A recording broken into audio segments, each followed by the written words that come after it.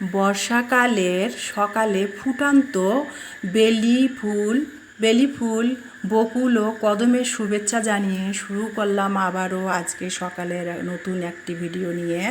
আসসালামু আলাইকুম, কেমন আছেন আপনারা সবাই? আশা করি অনেক ভালো আছেন।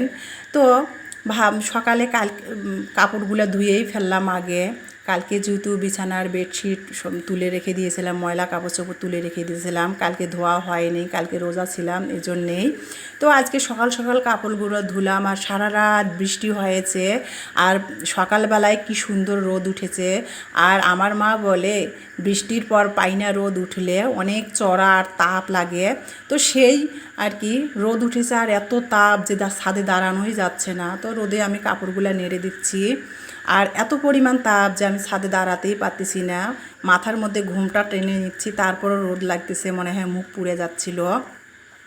তো আমার বিছানার বেডশিটটা নাড়া হয়ে গেল, এদিকে ছাদে আসলাম। ইমানিকে বললাম যে তুমি মাছগুলো নিয়ে আমাকে একটু সিঁড়িতে পার করায় দাও। ইমানি মাছগুলো আমাকে সিঁড়িতে আগায় দিয়ে গেল। তো আমি মাছগুলো নিয়ে আসলাম, মাছগুলো এখন কাটবো।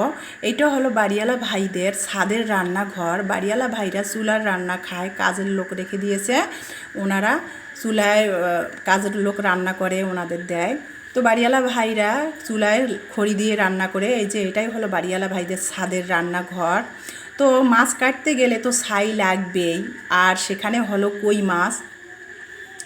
আর এখানে অপর সাইডে ইলমার বাবা কালকে যেহেতু রংপুর গিয়েছিল ট্যুরে, অফিসের কাজে 2 দিন বাসায় ছিল না। তো আসার সময় হাড়ি ভাঙা আম নিয়ে এসেছে, এই যে দেখতেই পাচ্ছেন।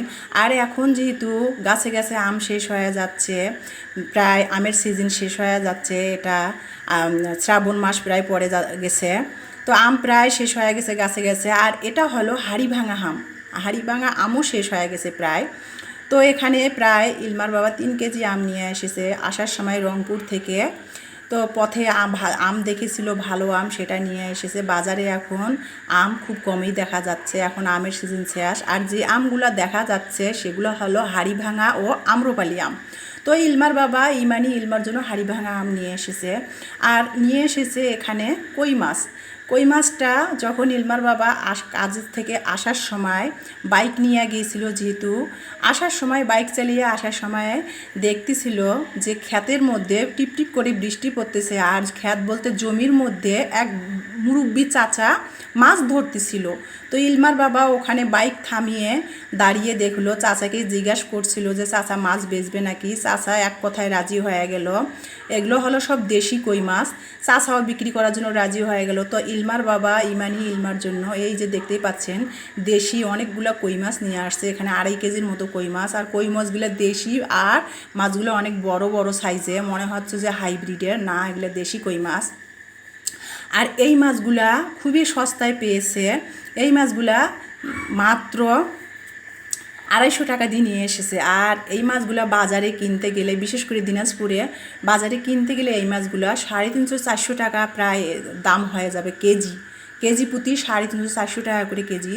তো এতগুলা মাছ মাত্র 250 টাকাতে পেয়েছে। আর গ্রামের এক মুরব্বি চাচা মাছ ক্ষেতের মধ্যে ধরছিল, সেখান থেকে চাচা চাচা লাভ লোকসান না বুঝেই মাছগুলো বিক্রি করে দিয়েছে। ইলমার বাবা নিয়ে এসেছে ইলমার জন্য ভেজে খাওয়ার জন্য। তো সেই মাছগুলো আমি এখন কাটতেছিলাম। আর কালকে বৃষ্টিতে ইলমার বাবা পথে বৃষ্টি পেয়েছে, ভিজে ভিজে এসেছে। মাছগুলো অনেক টাটকা ছিল, লাফালাফি করতেছিল। আর কই মাছ বলেন, শিং মাছ বলেন, এগুলা কাটতে গেলে তো মানে টাটকা মাছ যে লাফায়, যে মাছগুলা জ্যান্ত, এই মাছগুলা কাটতে গেলে হাতে কাটা ফুটে দেয়, এগুলো খুব রিস্ক কাটা মাছগুলা। তো আমি কি করেছি, যেহেতু ওর বাবা বৃষ্টিতে ভিজেও এসেছে, সেই জন্য আমি মাছগুলা ফ্রিজে রেখে দিয়েছিলাম। তারপরে আজকে সকালে মাছগুলো আমি কেটে নিচ্ছি, যেহেতু ফ্রিজে কিছুটা বরফ হয়ে গেছে, মাছগুলো মরে গেছে, এখন মাছগুলো কাটতে আমার সুবিধা হচ্ছে। আর এই মাছগুলো কাটতে তো ছাই লাগবেই, সেই জন্য আমি ছাদে এসে বাড়িওয়ালা ভাইদের চুলা থেকে ছাই নিয়ে নিলাম, নিয়ে তারপরে মাছগুলো কাটতেছি। আর কই মাছ কাটা যে রিস্ক, আসলে সবসময় আমি মাছ কাটি খুব কমেই। ওর বাবা সবসময় বাজার থেকে মাছ কেটে আনে, ছোটো মাছ হলে শুধু আমার কাটতে হয়। ছোটো মাছ বলতে যেগুলো আর কি কাচকি মাছ, পুঁটি মাছ, সেগুলাই শুধু আমি কেটে, তাছাড়া সব মাছেই ইলমার বাবা বাজার থেকে কেটে আনে আমার অনেকটা কাজ কমানোর জন্য। তো মাছগুলা কেটে এনেছে। আর আমার মাছ কাটারও অত মানে অভ্যাস নাই, আমি দ্রুত কাটতে পারি না। তো মাছগুলো আমি আস্তে আস্তে কেটে নিলাম। আর এত পরিমাণ রোদ উঠেছে, মাথায় একটানা ঘোমটা দিয়ে মাছ ধরছি, তারপরও রোদে যেন মুখটা আমার পুড়ে যাচ্ছে, হাত পাগুলা পুড়ে যাচ্ছে। তো এখানে ছাদে মাছ ধোয়ার সুবিধা হলো, বাড়িওয়ালা ভাইয়েরা সিমেন্ট দিয়ে এখানে মাছ ধোয়ার একটা শান করে নিছে আর কি। এটা শুধু মাছ ধোয়ার জন্য বানিয়ে নিয়েছে।